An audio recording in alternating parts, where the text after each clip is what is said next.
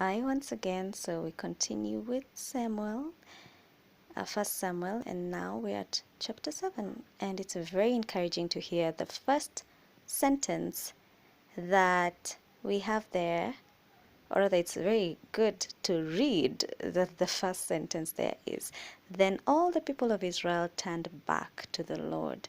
Now we know that in chapter 6, God had to reveal himself, and in chapter 5 as well, by punishing some of the Israelites. In fact, in chapter 5, there was a battle where 34,000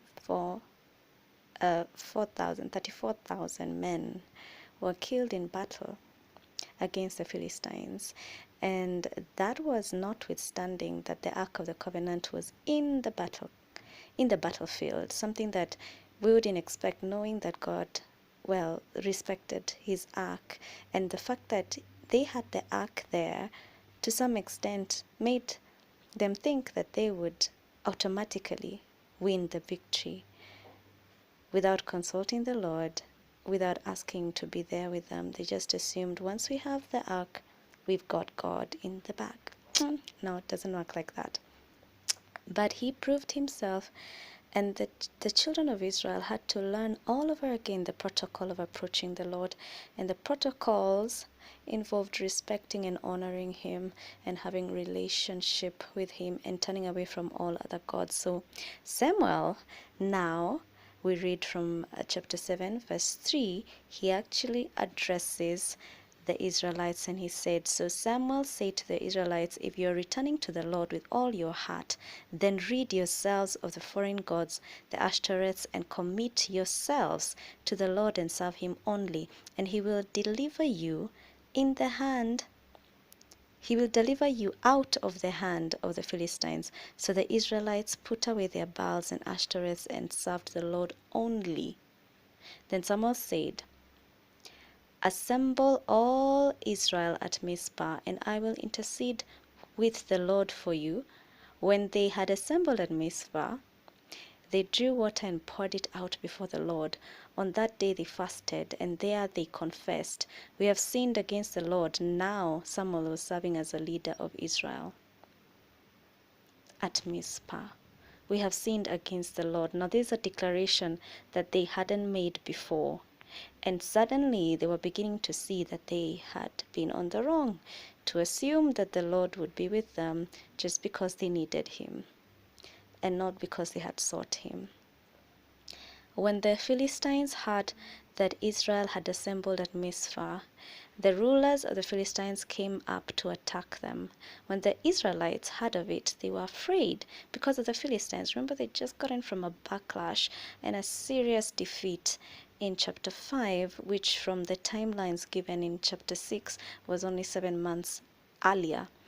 So they said to Samuel, "Do not stop crying out to the Lord our God for us, that he may rescue us from the hand of the Philistines." Remember, this is the very role of the priest. He was supposed to be a mediator and also an intercessor for the people to God.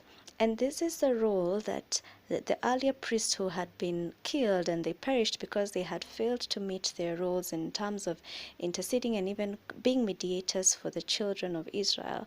They then had, instead of presenting God to them, to the children of Israel, they had actually dishonored God in front of the children of Israel. And because they treated God with such contempt, the Israelites had no respect for him. But in this case, we see that Samuel is an intercessor, and he stands in the gap for the children of Israel, and they cry out to him. They tell him, "Do not stop crying out to the Lord our God for us, that he may rescue us from the hand of the Philistines." Then Samuel took a suckling lamb and sacrificed it as a whole burnt offering to the Lord. He cried out to the Lord on Israel's behalf, and the Lord answered him. Remember, Samuel was a man chosen by God. From chapter 2, we saw how he had been called by God because God was looking for someone who was faithful and who followed him, who followed his heart and his mind and did according to the will of God. So then Samuel, after the sacrifice and crying out to the Lord on his behalf. The Lord answered him. And in verse 10 we see that while Samuel was sacrificing the burnt offering, the Philistines drew near to engage Israel in battle. You can imagine the sheer state of the atmosphere at that time, the anxiety. But that day the Lord thundered with a loud thunder. Now, in times of old, this is what we'd call the Lord intervening and showing himself for his true character as a warrior, because he not only would have given strategy, he not only provided victory passively, but we see that he was heard and he was almost seen physically to be there. He thundered with a loud thunder against the Philistines and threw them into such a panic that they were routed before the Israelites, and victory was nigh. The men of Israel rushed out of Mizpah and pursued the Philistines, slaughtering them along the way to a point below Beth-kar. Of course, now they are strengthened. They have courage. They have been encouraged by the fact that God has answered their prayer after a long silence and a long time where there was silence in Israel, as we saw yesterday. The Lord had finally responded. Then Samuel took a stone and set it up between Mizpah and Chen. He named it Ebenezer, saying, "Thus far the Lord has helped us." And yes, they had been helped by the Lord himself, and they could not attest to it any differently. So the Philistines were subdued and they stopped invading Israel's territory. Throughout Samuel's life, the hand of the Lord was against the Philistines. The towns from Ekron to Gath and the Philistines had captured from Israel were restored to Israel. The towns from Ekron to Gath that the Philistines had captured from Israel were restored to Israel, and Israel delivered the neighboring territory from the hands of the Philistines. So not only was it the towns that had been taken from Israel that were restored, but even the neighboring territory was given to the hands of the Israelites from the Philistines. And there was peace between Israel and Amorites. Now remember that the Philistines had already attacked the Israelites a short while before. Actually, it could be it could be longer than 7 months, because we see that the Ark of the Covenant had been there for a whole 20 years, just resting at in the house of a man named what was his name again?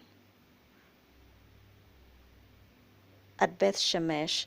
They put it in someone's house and it remained there for almost 20 years. Yeah, Abinadab's house. It remained in someone's house for a while. And the Lord finally comes back to show that the Israelites are his people and he fights for them. And Samuel continued as Israel's leader all the days of his life. In verse 16 it says, "From year to year he went to a circuit from Bethel to Gilgal to Mizpah, judging Israel in all those places. But he always went back to Ramah, where his home was, and there he also held court of Israel, and he built an altar there to the Lord." Now remember that Samuel had a relationship with God. He had started to hear from God when he was a child, and when Eli was still alive, and he would hear this voice calling him. And so he started to interact with the God of Israel really early in his life, and he had that reverence for him that the sons of Eli did not have. And therefore, he knew his role as a mediator, he knew his role as a priest. He took it seriously, and the Lord honored that. Not only that, the Lord also showed the Philistines that if there is somebody who is able to uh, to approach him on behalf of the rest, then he's able to listen and he's able to give his children the victory. Had Samuel not been in the picture, I highly doubt that we would see the scenario that we saw in chapter 7, that the children of Israel actually won the battle. And they won the battle because they had the confidence that God was with them, and that he was fighting with them and fighting for them, and that he had already gone ahead of them, and that gave them the strength to take on the Philistines with a kind of vigor that they did. If their hearts had been discouraged and if they had sunk low with discouragement, they wouldn't have been able to do that.